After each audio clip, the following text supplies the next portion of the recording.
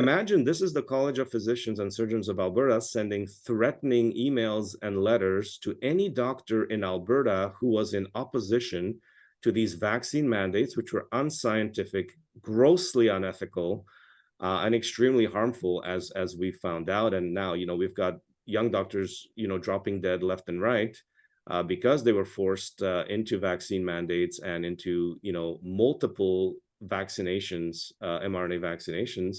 And the college is going around threatening any doctor who would even voice, just co-sign a letter in opposition to it. So that was my experience with the college, during the pandemic. So what is behind the college? Who is at the helm? Who is pushing this agenda? You have 25% of doctors who are, or medical workers who are uncomfortable with the vaccine and have expressed this. And then the college comes back and bullies you. Who's behind the college, or who's at the helm that's pushing this dark agenda? So the college is very interesting. What most Canadians don't know is that every college of physicians and surgeons in the country, every college is a private corporation. And so I only found this out when I tried to file Freedom of Information requests at the college to obtain some documents pertaining to me. I was told that you cannot file Freedom of Information requests against the college because it's not a public entity, it's a private corporation, and you have to go through a completely different system. Now, the colleges exist because the provincial governments in the past gave the medical specialty the privilege and the ability to regulate itself. So this is called self-regulation of medicine. And the idea behind it was that, that only doctors know who is, let's say, qualified, properly qualified and licensed to practice in the province. And so doctors should be the ones making these assessments, who is fit to practice medicine in Alberta and who isn't properly trained or properly qualified, what can they practice, what they can't. So the provincial government created the colleges for the purpose so that doctors could regulate themselves. Doctors could regulate other doctors and make sure that, medicine was being practiced properly in the province. Mm-hmm. Now, this, every province has a law. In Alberta, it's called the Health Professions Act, but every province has a version of this, which basically creates the college and then governs the college, or at least prescribes how the college should be governed. Now, unfortunately, over the years, these colleges have become highly politicized.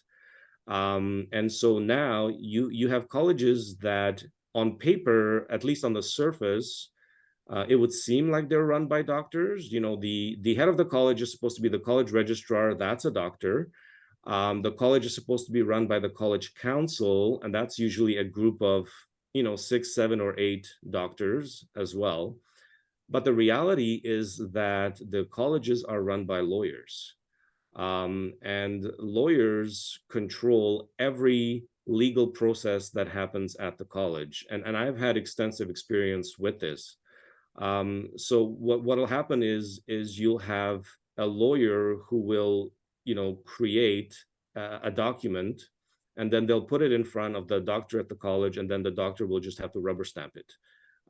In fact, I've had private communications with patients who've had, told me that, the college registrar in Alberta admitted to them that he has no control at the college, that basically the lawyers run everything, and that if he spoke up about anything, that would be the end of his career. That really he has to sign whatever the lawyers put in front of him.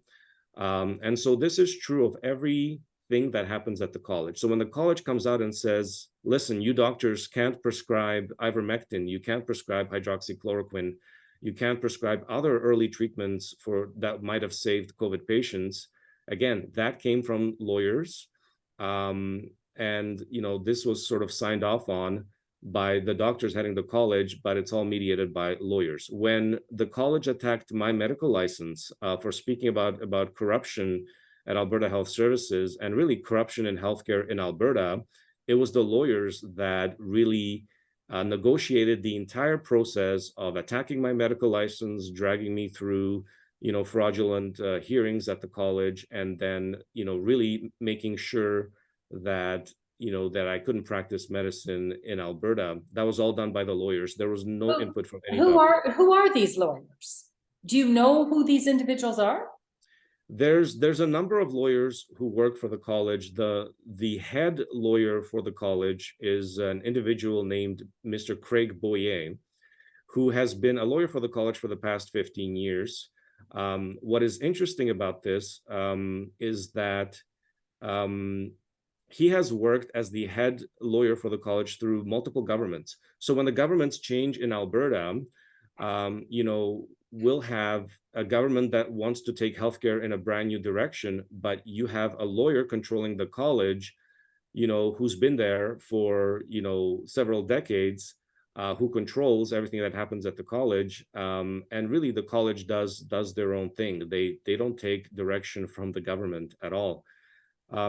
Interestingly, Craig Boyer's father was also a lawyer, Donald Boyer, and he controlled processes at the same College of Physicians and Surgeons in Alberta, going back another 30 years before that. So what you have here is a family of lawyers who've controlled every legal process in Alberta at the college for the past 40 years, going back into the 1970s. And it really seems that the son inherited the practice of his father. And you can see the college going after doctors, his dad going after doctors, way back into the 70s. And so that becomes very concerning. How can you have one family of wealthy Alberta lawyers controlling really the medical licenses of 11,000 doctors in Alberta? Well, it's outrageous. It sounds like a medical mafia. And I guess my concern is we're under the impression that these College of Physicians are a public entity. And Yes. here you discover they're private.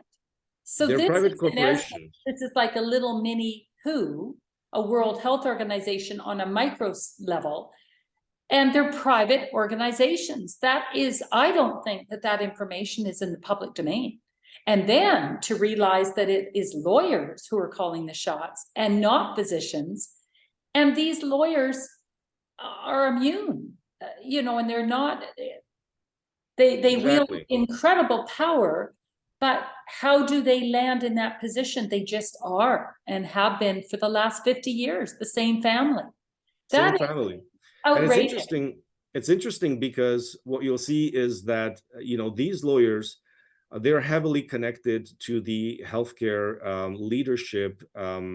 So for example, Alberta Health Services is run by 11 executives. You have the Alberta Health Services CEO, that's the public figure, and it was Dr. Verna Yu for the past, since 2015.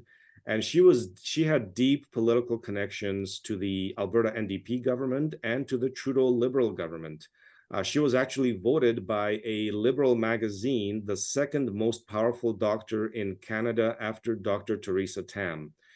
And why is she the second most powerful doctor in Canada? Because she was the head of the largest health authority in Canada. In fact, it may be the largest health authority in North America. Alberta Health Services is a massive organization. It employs 105,000 healthcare workers, and it's the only health authority in Alberta. This isn't like BC where you have 5 different health authorities. We have one health authority that controls everything that happens in the province.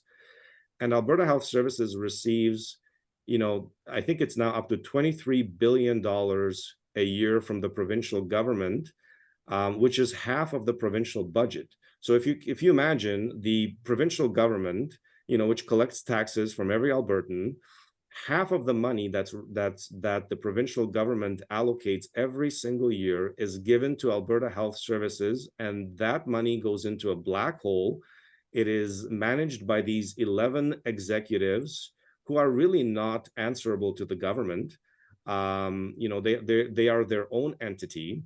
And now they have friends at the College of Physicians who really is their sort of their strong arm, their right hand, sort of like almost like a military branch, who enforce edicts against doctors, preventing them from, let's say, treating COVID patients, preventing them from writing vaccine exemption letters, mask exemption letters, and just issuing these autocratic, unscientific edicts, where they can just call this one lawyer family and say, okay, if we're having a problem with, let's say, Dr. Makis speaking out, okay, damage his medical license and make sure he can never practice again. I've spent many, many years battling with this legal family, and I came to realize through my legal battles with these college lawyers is that they really seem to be above the law. They really seem to be, they don't answer to the provincial government. They seem to have very deep relationships with the executives of the health authorities. And those healthcare executives also seem to ignore the provincial government as well. We had the Alberta Health Services CEO, Dr. Verna Yu, routinely come out during press conferences during COVID-19 and completely ignore what the provincial government was asking her to do. In fact, Jason Kenney, just before he's been kicked out of office and was forced to resign because he was so unpopular, Jason Kenney actually came on the record and he said that the Alberta Health Services CEO had lied to him repeatedly throughout the pandemic. They had lied to him about the availability of ICU beds. They had lied to him about the COVID death statistics. They were constantly manipulating the COVID death statistics data. And he said that, he gave them money and he wanted them to increase the ICU capacity, and they refused to do so in order to make the government look bad because they have deep ties to the Alberta NDP, and they're just biding their time, hoping that the, Rachel Notley's NDP government gets back into power in 2023. So, how can you have a college that's a private corporation run by a lawyer mafia family, for the lack of a better word, and then you have health authority executives who basically lie to the premier of the province of Alberta, give him false COVID statistics, lie about ICU bed availability, and really they receive $23 billion every year from the government, and then they tell the government to F off, and they're going to do their own thing during the pandemic. When Verna Yu said, we're going to push vaccine mandates and get every healthcare vaccinated by October 16, 2021, Jason Kenney didn't say one word in opposition. He didn't dare. He didn't dare to speak up and say, no, we're not going to do that. These mandates are illegal, they're unethical, they're unscientific. We need to protect our healthcare workers and not have them subjected to experimental mRNA treatments. He didn't dare say that. And in fact, there's this video circulating of the Ontario Premier Doug Ford, who made a joke, but it was a very serious joke when he said that if you go against the edicts of the public health officials, you might as well, tie a rope to your neck and jump off a bridge. And people thought that that was a joke, but, I think he was, being at least partially serious, is that these healthcare executives really seem to be above the law, and they seem to do what they please. Well, I guess another question that I have is that the College of Physicians or these health executives, what is their relationship to Big Pharma? Exactly. So I would say that the lawyers have very, deep connections to the healthcare executives of the province. And so they really take orders from the healthcare executives. And now the healthcare executives are the ones that have very deep connections to Big Pharma, and not just Big Pharma, but also big construction companies, because a lot of the healthcare money is actually in, building gigantic hospitals and gigantic cancer centers. And I'll give you an example of this. So in Alberta, for example, we have a company called PCL Construction, which is one of the largest construction firms in the world.